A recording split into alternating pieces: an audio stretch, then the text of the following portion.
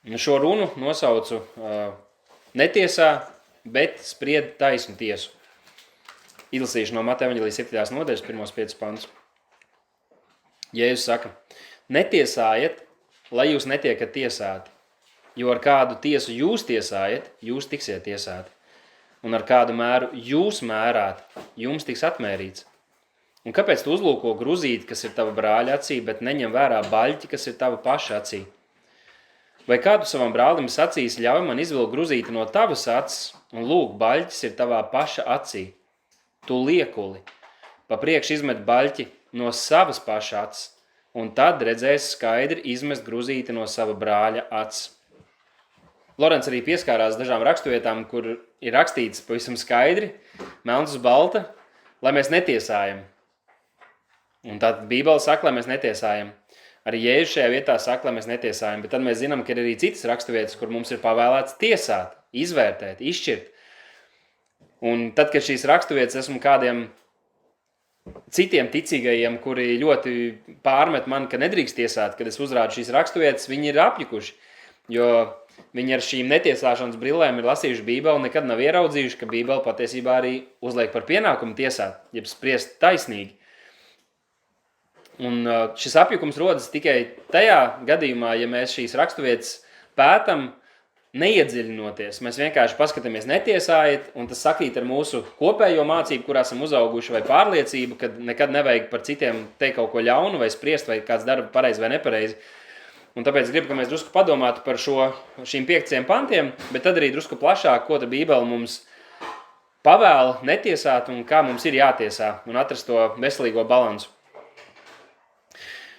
Vēstule Ebrejiem 9. nodaļā, tas pirmais punkts, ko gribējās nostiprināt, ir, ka Dievs ir visas pasaules tiesnesis. Tikai viņš ir taisns tiesnesis, un viņš taisnīgi tiesās dzīvos un mirušos, un parādīšu 2 raksturvietas, kas par to runā. Ebrejiem 9. nodaļa 27. pants ir rakstīts, un kā cilvēkiem ir noteikts vienreiz mirt, un pēc tam ir tiesa. Tā ir tā tiesa, ko īstenos pats Dievs, un viņa tiesas spriedumi ir taisni. Viņš nespriež āršķirīgi, viņš nespriež cilvēcīgi vai emocionāli, bet pēc taisnības. Un tā viņš ir tas tiesnesis. Arī 2. Pāvila vēstulē Timotejam 4. nodaļā no 1. panta ir rakstīts, tāpēc es tev piekodinu Dievu un Kunga Jēzus Kristus priekšā, kurš tiesās dzīvos un mirušos. Šis Dievs, šis Kristus Jēzus tiesās dzīvos mirušos. Viņš saka, pie viņa un viņa valstības parādīšanās sludini vārdu, esi tūlītais laikā, nelaikā, aizrādi, norāja, pamudina ar visu ilgcietību un mācību. Jo laiks nāks, kad tie neizturēs veselīgu mācību, bet pēc savu pašu iekārēm tie sev uzkraus skolotājus, tiem esot niezošām ausīm, un tie novērsīs savas ausis no patiesības un tiks pievērsti pasakām. Un mēs jau esam runājuši par to, ka, ja Pāvils par to brīdināja 2000 gadus atpakaļ, un teica, ka īsi pēc viņa aiziešanas šie vilki ielauzīsies viņu vidū, tad mēs dzīvojam laikā, kad šīs maldu mācības un šī novērsašanās jau ir globāla mēroga, un tās ir organizācijas un bieži arī konfesijas. Bet atgriezīsimies pie Mateja evaņģēlija 7. nodaļas, saprotot, ka Dievs ir tiesnesis pār visiem, viņš ir tas, kurš spriež taisnu tiesu. Atkal 1. pantu apskatīsim, kur Jēzus saka, netiesājiet, lai jūs netiekat tiesāti. Jo ar kādu tiesu jūs tiesājat, jūs tiksiet tiesāti, un ar kādu mēru jūs mērāt, jums tiks atmērīts. Un šeit mēs varam uzdot jautājumu, vai Jēzus mums cenšas pateikt, ka tie cilvēki, kuri nevienu nekad netiesās visu savas dzīves laikā, tātad ne par ko nestāvēs, neaizrādīs, ka kāds rīkojas pareizi vai nepareizi, tie cilvēki netiks tiesāti? Protams, ka nē, jo Bībele saka, cilvēkam lemts vienreiz mirt, un tad būs tiesa. Viņš tiesās, Dievs tiesās visus par viņu ļauniem un labajiem darbiem. Tad par ko šeit Jēzus runā? Kas ir šī netiesāšana un kas ir šis mērs? Un burtiski mēs to varam saprast, kad Jēzus runā par horizontālām un nevis vertikālām attiecībām. Jēzus nesaka, ka ja mēs netiesāsim šeit virs zemes kaut ko, tad Dievs mūs netiesās. Viņš saka, ja mēs netiesāsim citus, tad viņi visdrīzāk netiesās arī mūs pašus, jo ar tādu mēru, kādu jūs mērīsiet citiem, viņi arī jums atmērīs. Tas ir tas vecais labais teiciens, dots devējiem atdodas, vai ko sēs to pļausi. Un es atceros savā agrākajā ticībā un pievilšanā, es arī vairāk kārt tiku brīdināts, lai nesaka un nenorāda uz citu kļūdām vai nedarbiem, jo tad viņi pieķersies arī mums, un kas tad būs, ja kāds mūsu mācības vai prakses sāk šādi iztirzāt, neviens taču to negribēja. Un tāpēc labāk bija klusēt un neuzrādīt citu grēkus vai pārkāpumus, lai gan aizklusēs un slepenās telpās par to tika runāts un par to tika šausminājās. Un tātad tas princips ir tāds, ko arī šeit Jēzus norāda, kamēr tu liksi mierā citus, viņi liks mierā tevi. Bet ja tu tiesās un vērtēs citus pēc kāda noteikta standarta, tas pats standarts tiks atlīdzināts arī tev. Un tāpēc katrs varam padomāt, kas ir tas standarts, pēc kura mums ir jādzīvo, pēc kura mums vajadzētu spriest un pēc kura mums būtu arī jābūt gataviem, kad mēs varam tikt iztiesāti un izvērtēti. Un tad 3. pantā viņš turpina, viņš saka, un kāpēc tu uzlūko gruzīt, kas ir tava brāļa acī, bet neņem vērā baļķi, kas ir tavā paša acī? Vai kā tu savam brālim sacīs, ļauj man izvilkt gruzīt no tavas acis un lūk, baļķis ir tava paša acī?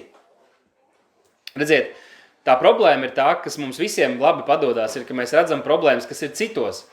Daudz vieglāk mēs varam pateikt, kā citiem ir jādara, kas citiem ir jāmaina, bet mēs nelabprāt pieņemam pamācību paši. Mēs nelabprāt, vai tas ir grūti mums ieraudzīt, ka mēs paši esam nomaldījušies, ieraudzīt savu pašu pievilšanu, ieraudzīt savu grēku, savas kļūdas. Un tieši uz to šeit Jēzus norāda, ka mums visu pirms ir jāiesāk pašiem ar sevi. Arī vakar, kad Valmierā mēs sludinājām, tur kāds vīrs pienāca ļoti agresīvi noskaņots, un viņš mums sūtīja, lai mēs dodamies pie politiķiem, lai mēs dodamies un viņiem tur saimā, tur Valmieras pašvaldībā, viņiem mēs sakām, kā ir jādzīvo. Un viņš zināja, kā tiem politiķiem ir jādzīvo, bet viņš nebija gatavs domāt par savu pašu dvēseli, negribēja mainīt savu pašu dzīvi. Un šeit Jēzus mums atgādina, iesāc ar sevi. Pirms tu skaties uz citiem un citiem grib norādīt uz viņu kļūdām, kuras tu saskati. Izvelc to baļķi no savas paša acis. Un tas ļoti labi savalkas kopā tieši šajā 5. pantā, kur Jēzus saka, tu liekuli. Tātad viss šī viņa uzruna, netiesājiet, runā par šiem liekuļiem, kuri paši neko negrib mainīt, kuri paši nedzīvo paklausībā Dievam, kuri paši dara tos pašus grēkus, ko citi dara, bet lai justos labāk, lai justos garīgāk, lai justos pārāk, viņi norāja citus, viņi citiem uzrāda šīs mazās lietas, lai gan paši dzīvo lielākos grēkos. Un tur Jēzus tagad kopsavalk šo domu ar šiem vārdiem, tu liekuli, pa priekš izmet baļķi no savas paša acis, un tad tu redzēsi skaidri izmest gruzīt no sava brāļa acis. Jēzus nesaka, ka mums nevajag palīdzēt brālim tikt vaļā no tā gruzīša, kas ir viņa acī, vai tās problēmas, tā grēka, kas ir viņa dzīvē, tie maldiem, kas ir viņa dzīvē, bet viņš saka, ka vispirms mums ir jāizņem tas baļķis, kas ir mūsu pašu acī. Atkal tā doma iesāc vai vispirms domā par sevi, vai tu dzīvo patiesībā, vai tu dzīvo paklausībā, un tikai tad ķeries klāt, lai palīdzētu atkal citiem. Un lai nostiprinātu šo ideju, ka šī mācība par netiesāšanu runā tieši par šo liekulību, nevis kā vispārīgs princips netiesāt, tad šajā pašā 7. nodaļā mēs redzam drusku tālāk, kur Jēzus parāda, ka šo tiesāšanu mums ir jāīsteno.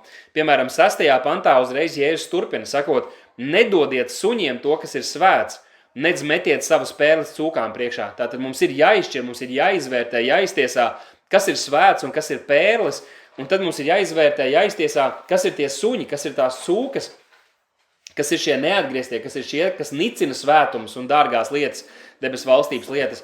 Viņš saka, nemetiet tās viņiem priekšā, nedodiet tās viņiem, lai tās tos nesaplos un jūs pašus nesamin. Tāpat 15. pantā viņš saka, sargieties no nepatiesiem praviešiem. Atkal viņš it kā teica, netiesājiet, bet 15. pantā sargieties no nepatiesiem praviešiem, jo tie ir kā vilki avju drēbēs. Viņš 16. pantā saka, jūs tos pazīsiet no to augļiem. Tātad jūs varēsiet atpazīt, izšķirt, izspriest, iztiesāt, ka tie ir viltus pravieši pēc augļiem. Un par šīm raksturvietām mēs arī nākamajās nedēļās domāsim. Arī 21. pantā viņš saka, ka ne katrs, kas saka, kungs, kungs, ir ieies debesu valstībā, bet atkal viņš iedod kritēriju, kā mēs varam izšķirt, izspriest, bet tie, kas dara tēva gribu. Un šeit es gribu atgādināt par kādu lietu, ko mēs jau esam runājuši, ka Bībele mūs vairāk kārtēji pamudina un pavēl mums pārbaudīt, izvērtēt, iztiesāt visu. Arī Jāņa evaņģēlijas 7. nodaļā 24. pantā Jēzus saka, tātad Jāņa 7.24, Jēzus saka, netiesājiet pēc ārienes, bet spriediet taisnu tiesu. Citiem vārdiem, tiesājiet taisnīgi. Nespriediet cilvēcīgi, nespriediet emocionāli, nespriediet ārišķīgi par cilvēkiem, kā arī šodien mēs tikām iedrošināti, ka Dievs neskatās cilvēku ārienu, bet redz cilvēku sirdi. Mēs neredzam cilvēku sirds, bet mums ir pēc kādiem kritērijiem jāspriež taisnīgi.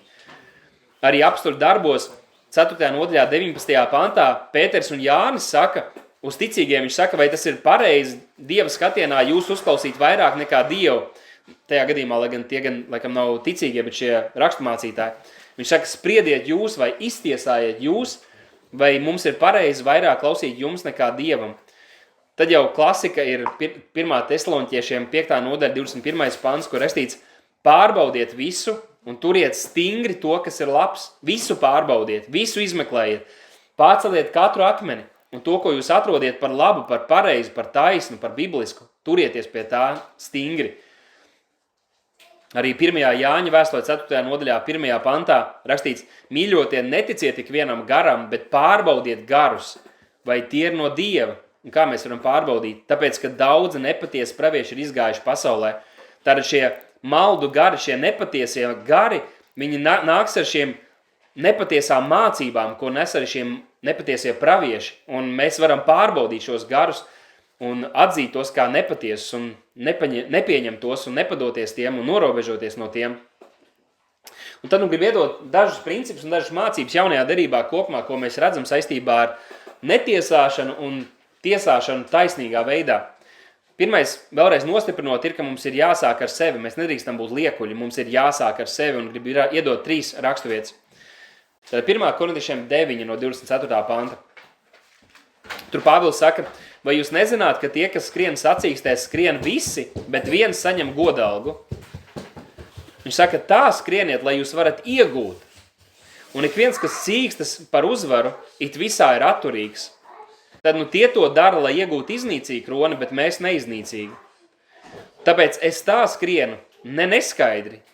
Tā es cīnos nekā tāds, kas sit gaisu, bet es savaldu savu ķermeni un to novedu pakļautībā, lai, kad es esmu sludinājis citiem, es pats nebūtu atmestais. Tad viņš saka, es skrienu pēc šīs balvas, savaldot savu ķermeni un esot pakļautībā Dievam, savaldot savu miesu, lai es nebūtu viens no tiem, kas runā pareizi, kas sludina pareizās lietas, bet pats kļūst atmestams. Arī 1. Korintiešiem 11. nodaļā, 30. pantā mēs lasām par piemiņas mielastu, kurš tiek iedibināts. Un tad Pāvils saka, ka šī iemesla dēļ daudzi starp jums ir vāji un slimīgi un daudzi guļ. Jo ja mēs tiesātu sevi, atcerieties, tad mums ir pirmkārt jāskatās uz sevi, pirmkārt domāsim par sevi, pārbaudīsim sevi. Viņš saka, jo ja mēs tiesātu sevi, mēs netiktu tiesāti no Dieva puses, bet kad mēs tiekam tiesāti, izvērtēti, pārbaudīti, pārmācīti, mēs tiekam pārmācīti no tā kunga, lai mēs netiktu nosodīti kopā ar pasauli. Tātad, ja mēs paši sevi pārbaudīsim un izmeklēsim, tad Dievs mūs nepārmācīs, mēs nebūsim tiesāti no Dieva. Bet ja viņš mūs tiesā, viņš mūs pārmāca, tad viņš to dara, lai mēs netiktu pazudināti kopā ar pasauli, lai mēs tiktu paglābti no šīs lielās tiesas, kas gaida visus cilvēkus, kas dzīvo bez Dieva. Un tad vēl viena raksturvieta, kas šo norāda, ir 2. Korintiešiem 13.5. 2. Korintiešiem 13.5, kur Pāvils saka, izmeklējiet sevi, vai jūs esat ticībā. Pārbaudiet paši sevi. Vai jūs nezināt paši sevi, ka Kristus ir jūsos, ja vien jūs neesat nederīgi? Citiem vārdiem pārbaudiet, vai jūs tiešām esat ticībā, vai Kristus ir jūsos, jo citādāk jūs esat nederīgi. Tāpēc izmeklējiet sevi, pārbaudiet, un mums ikdienas ir jāpārbauda savas sirds un jānāk arī Dievu priekšā, lai viņš uzrāda, kur mēs esam nomaldījušies. Un tā pirmkārt, nebūsim liekuļi, iesāksim ar sevi. Bet tad otrkārt mēs redzam, ka Bībelē šī tiesāšana vai pārmācīšana vai grēku uzrādīšana tā ir lieta, ko darīja gan vecās derības pravieši, gan arī jaunās derības apustuļi. Piemēram, Nātans, kad viņš devās pie Dāvida un uzrādīja viņam šo grēku, kurā viņš pats bija tajā brīdī piemānīts, viņš domāja, viņš neredzēja, ka viņš ir grēkojis. Un Nātans atnāk un viņam atklāja to 2. Samuela 12. nodaļā, tad tas noved viņu pie patiesas nožēlas un Dievs šķīsta viņu un apžēlo viņu. Tāpat arī Pāvils, kad viņš redzēja Pēteru grēkojam ar pagānu ticīgajiem, kad ieradās jūdi, tas ir Galatiešiem 2. nodaļā no 11. panta, tad tur ir rakstīts, ka Pāvils viņu atklāti, tātad no 14. panta rakstīts, bet kad es redzēju, ka tie nestaigāja taisni pēc evaņģēlija patiesības, tātad viņam bija šis kritērijs evaņģēlija patiesība, šī apostuliskā mācība, un kad viņš redzēja, ka Pēters un citi, kas viņam pavilkās līdzi, nedzīvoja, nestaigāja pēc šī evaņģēlija patiesības, tad viņš Pēteri visu priekšā, tamdēļ, ka grēks un šī netaisnība bija visu priekšā, viņš visu priekšā arī to pārmācīja. Viņš sacīja, ja tu būdams jūds dzīvo pēc pagānu ieražas un ne kā jūdi, kāpēc tu pagānus spied dzīvot kā jūdiem? Tad viņš konfrontēja, tāda var teikt, viņš iztiesāja, ka Pēters rīkojas nepareizi un uzrādīja šo grēku, un tas bija pamatots. Kā mēs zinām, arī Pāvils brīdina draudzes un arī citi apustuļi par kādiem, kas ir kaitētāji, kas ir netaisnības sludinātāji, Himenejs Aleksandrs, tās ir Timoteja vēstulēs mēs lasām, un Barkals Aleksandrs un citi, kurus viņš sauc vārdā, kurus viņš uzrāda, kurus viņš nodod vēlnam miesas samaitāšanai. Un tad jāsaka arī, ka pats Pāvils viņš tiesāja. Piemēram, 1. Korintiešiem 5. nodaļa, ko jūs varat arī atšķirt.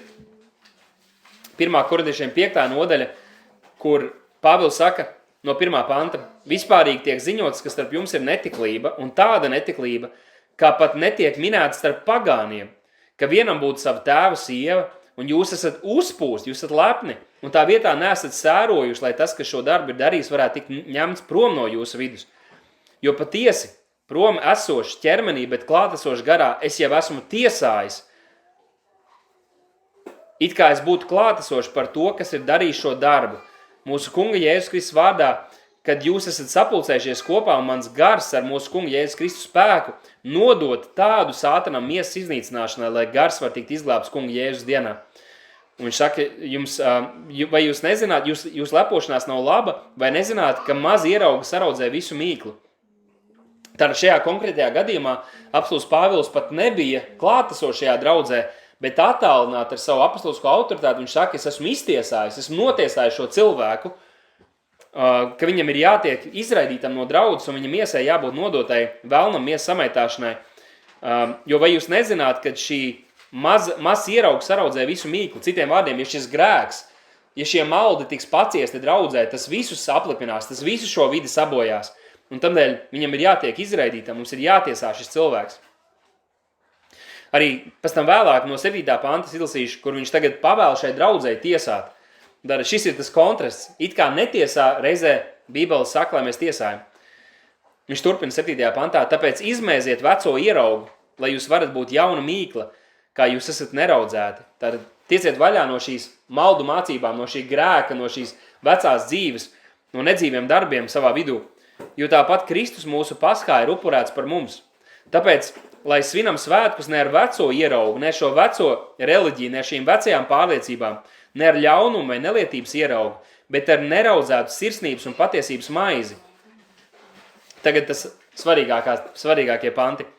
Es jums rakstīju vēstulē nebiedroties ar netikļiem, tomēr ne pa visiem ar šīs pasaules netikļiem vai alkatīgiem vai izspiedējiem vai elku kalpiem, jo tad jums jāaiziet no pasaules, nav iespējams no viņiem visiem norabežoties.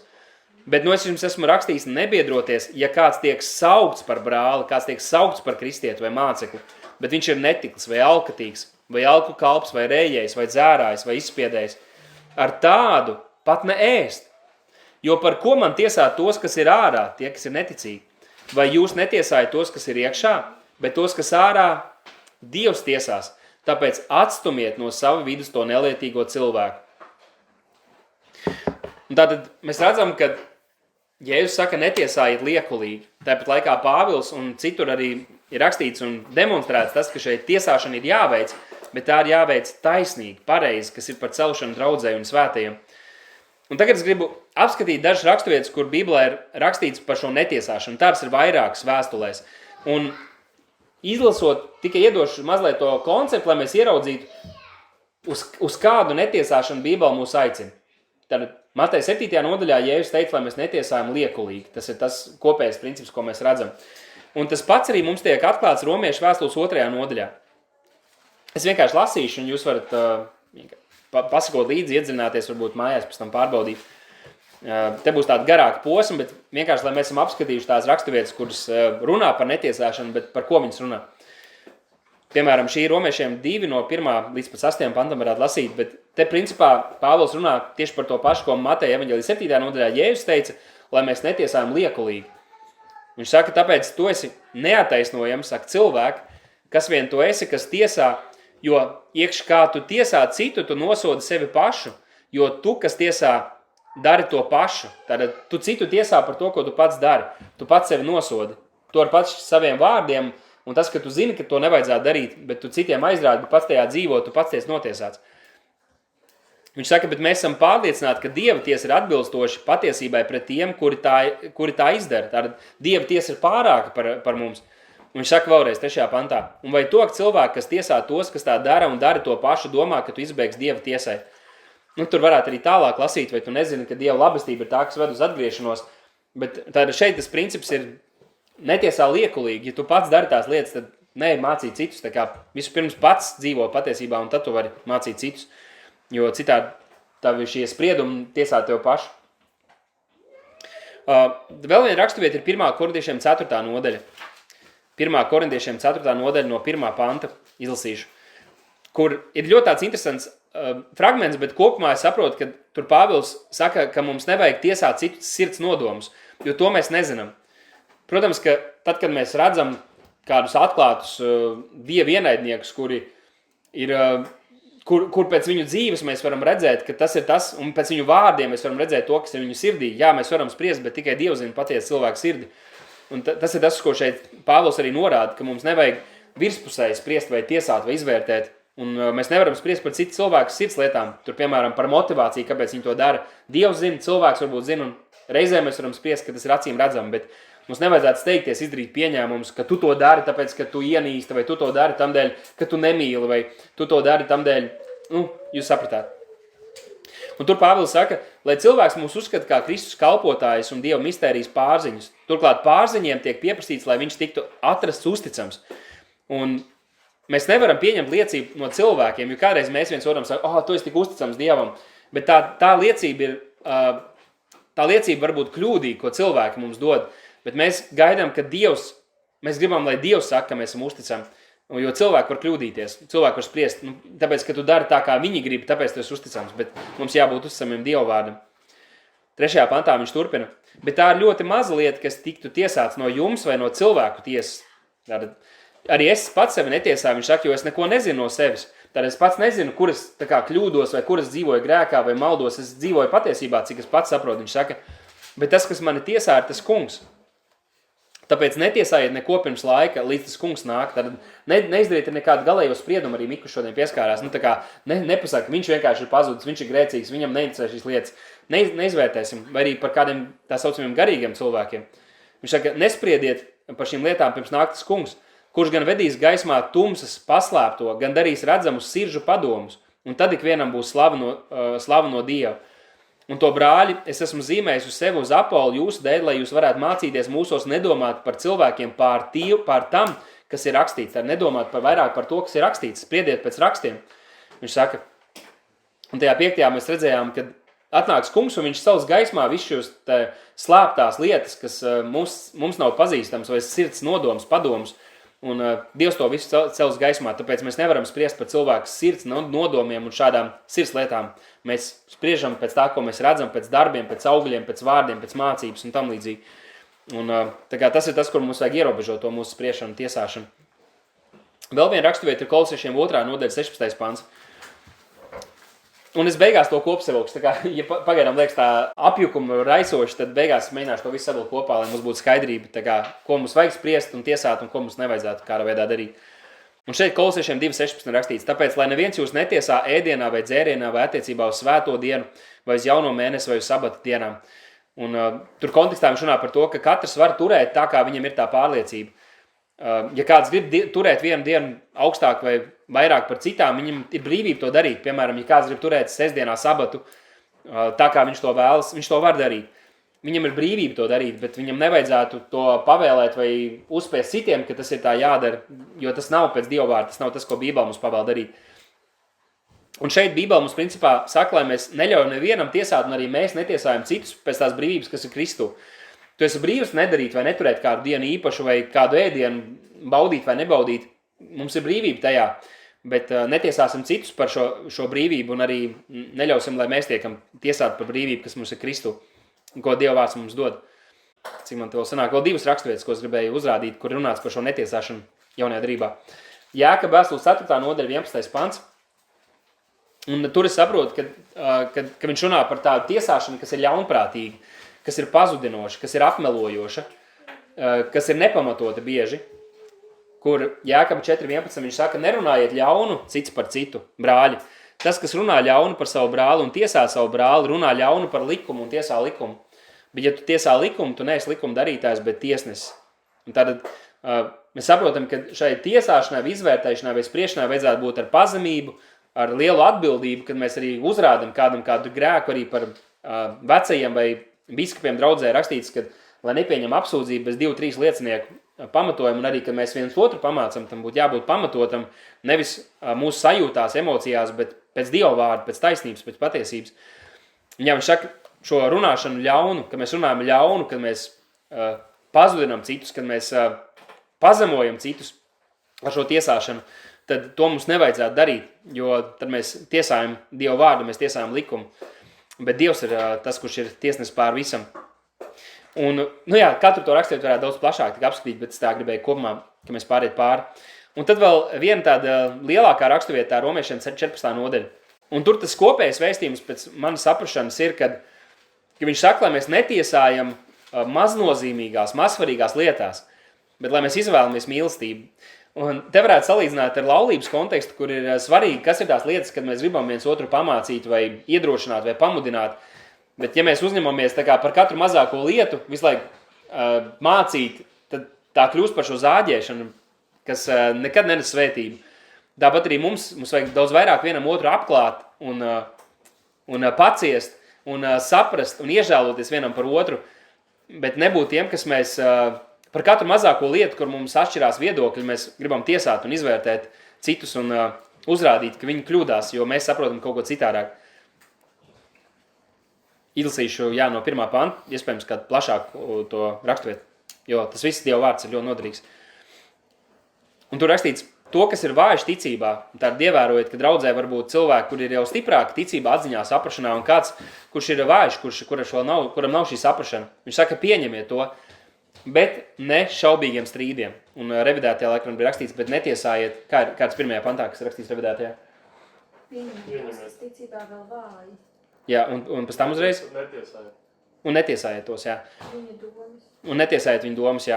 Un šeit rakstīts, tātad, kas ir vājš, pieņemiet, bet ne šaubīgiem strīdiem. Tātad ne vienkārši, lai jūs tur strīdētos par kaut kādām šaubīgām, nedrošām lietām. Jo viens tic, ka viņš var ēst visu.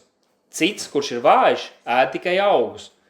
Lai tas, kurš ēd, nenicina, tātad abiem diviem Bībele kaut ko pavēl. Tātad tam, kurš ir vājš, kurš ir kā jauns ticībā, tad šim cilvēkam nebūs nicināt to, kurš ēd, kuram ir šī brīvība Kristu. Jo Dievs viņu ir pieņēmis. Un tad viņš saka, kas tu esi tāds? Un tas, kurš neēd, lai netiesā to, kurš ēd. Jo Dievs viņu ir pieņēmis. Un tad viņš saka šos vārdus. Kas tu esi, ka tiesā cita kalpu? Savam pašu saimniekam viņš stāv un krīt. Jā, viņš tiks uzturēts, jo Dievs spēja likt viņam stāvēt. Kāds viens dienu cienī vairāk par citu. Cits katru dienu cienī vienādi, tātad neiztur vienu dienu, neizceļ vairāk augstāk par citām. Lai ik viens ir pilnīgi pārliecināts pats savā paša prātā. Tātad, kas ir tā tava pārliecība, turies pie tās, kamēr tas kungs un caur Dievu vārdu nemainīs to. Tas, kas uzskata dienu, to uzskata tam kungam. Un tas, kas neuzskata dienu, tas to neuzskata tam kungam. Tātad viņš arī netur šīs dienas, bet tas ir tam kungam par godu. Tas, kas ēd tam kungam. Jo viņš pasakās Dievam, un tas, kas neēd tam kungam un pasakās Dievam. Jo neviens no mums nedzīvo sev pašam, un neviens nemir sev pašam, jo vai mēs dzīvojam tam kungam, un vai mēs mirstam tam kungam. Tāpēc vai mēs dzīvojam, vai mirstam, vai mēs esam tam tā kunga. Jūs sapratāt, un tur arī pēc tam 10. pantā viņš tālāk saka, bet kāpēc tu tiesā savu brāli, vai kāpēc tu nicini savu brāli, tad viņš uzrunā atkal šīs abas grupas, jo mēs visi stāvēsim Kristus tiesas krēsla priekšā. Jo ir rakstīts, kā es dzīvoju, saka tas kungs, ik viens celis man locīsies un ik viena mēle atzīsies Dievam. Tātad ik viens no mums par sevi atskaitīsies Dievam. Tāpēc, lai mēs vairs netiesājam cits citu, bet drīzāk tiesājiet šo, lai neviens savu brāļu ceļā neliek klupšanas akmeni, lai ieganstu Kristu. Es zinu un esmu pārliecināts caur kungu Jēzu, ka nekas pats no sevis nav nešķīs, bet tam, kas uzskata kaut ko par nešķīs, tam tas ir nešķīs. Un tad viņš saka, bet ja tavs brālis ir noskums par tavu barību 15. pantā, tad tu nestaigā mīloši, neiznīcina ar savu barību to, par kuriem Kristus ir nomiris. Tad, lai par jūsu labo netiek runāts ļauns. Un tad tas kopējais vēstījums, kā es saprotu, ir šis, tātad ir šīs lietas, tev ir kaut kāda pārliecība, kas nav stāv rakstīts, bet tev ir šī pārliecība. Tad mēs katrs esam brīvs to turēt. Mēs nevaram nicināt viens otru, mēs nevaram tiesāt par šīm lietām, kur varbūt mums atšķirās pārliecības, jo mēs to darām tam kungam par godu. Bet ja tas, ka tev ir šī brīvība uz kādām no šīm lietām, tas nāktu par apgrēcību vai par piedauzību tiem vājākajiem tavam brālim, tad tu nesteigā mīlestībā, ja tu par spīti tam turpinās darīt, kā tu pats to vēlies. Bet tu vari dzīvot savā brīvībā, bet tad, kad tu esi ar brāli kopā, tad tev vajadzētu apvaldīt arī to savu brīvību, lai mēs dzīvotu šajā mīlestībā vienam uz otru un nebūtu par piedauzību. Nu, lūk, un tās ir tā kā lielākā daļa tās raksturvietas, kuras atradu Bībelē, kas runā tieši par tiesāšanu un vairāk tieši par netiesāšanu tās apskatījām. Tātad kopsavilkot to, ko mēs redzam Bībelē, es redzu, ka Bībele aizliedz tiesāt citus no lepnas sirds vai paštaisnībā vai liekulībā vai vēlmē valdīt pār citiem un citu dzīves kontrolēt un noteikt viņiem, kā viņiem ir jādzīvo. Bet Bībele tajā pašā laikā mums pavēl iztiesāt un izvērtēt visu pēc rakstiem un mīlestībā un ar mērķi celt un palīdzēt otram un lai notiktu uztaisīšana garā un patiesībā, kā arī mēs šodien lasījām 1. Korintiešiem 14. nodaļā, ka mums viss ir jādara, lai draudz tiktu uztaisīt, lai tiktu uztaisīt cilvēku mums līdzās. Bībele aizliedz mums iztiesāt citu cilvēku sirds nodomus un personīgas izvēles, tradīcijas kaut kādas, ko viņi tur, jo mēs nezinām tieši kāpēc un kā, kamēr tas nav pretēji tam, ko Bībele saka, bet Bībele mums pavēl iztiesāt grēkus un maldus, kas kaitē citiem un kaitē arī kopējam labumam, un tos mums ir jāuzrāda un jāceļ gaismā. Bībele mums aizliedz aprunāt un pazudināt un nicināt un nolikt sevi kā tādus galējos tiesnešus pār citu cilvēku dzīvēm vai pestīšanu, bet Bībele mums pavēl nospraust robežu, norāda, pamācīt un norobežoties, ja nepieciešams, no tiem, kas dzīvo maldos. Un tātad mums nav tiesība tiesāt citu sirdis vai atšķirīgus uzskatus maznozīmīgos jautājumos vai tēlot dievus pār citiem. Taču mums ir šis pienākums sargāt patiesību, aizstāvēt vājākos, aizstāvēt patiesību arī un saukt atklātu grēku par grēku, maldus par maldiem un ļaunumu par ļaunumu. Lai mēs nebūtu kā tie, kurus Bībele norāja, kas saka, ka labs ir ļauns un ļauns ir labs. Un noslēdzot, es gribēju parādīt, kur bija tā atslēga, kamdēļ Jēzus spriedumi vienmēr bija patiesi. Jo, protams, ka viņš ir un viņš bija Dievs. Un viņš nekad nemelo, viņš nekad negrēkoja. Bet Jāņa evaņģēlija 5. nodaļa 30. pantā, manuprāt, ir iedot tāda atslēga, pēc kuras, ja arī mēs vadīsimies, arī mēs varēsim spriest, iztiesāt taisnīgi un nevis emocionāli, cilvēcīgi, miesīgi, liekulīgi. Un šī mūsu spriešana un iztiesāšana būs par svētību mums pašiem un arī citiem, un nevis vienkārši par piedauzību vai par ļaunumu. Un Jāņa evaņģēlija 5. nodaļas 30. pantā Jēzus saka šādus vārdus. Es no sevis paša nevaru neko darīt. Kā es dzirdu, tā es tiesāju. Un mana tiesa ir taisna.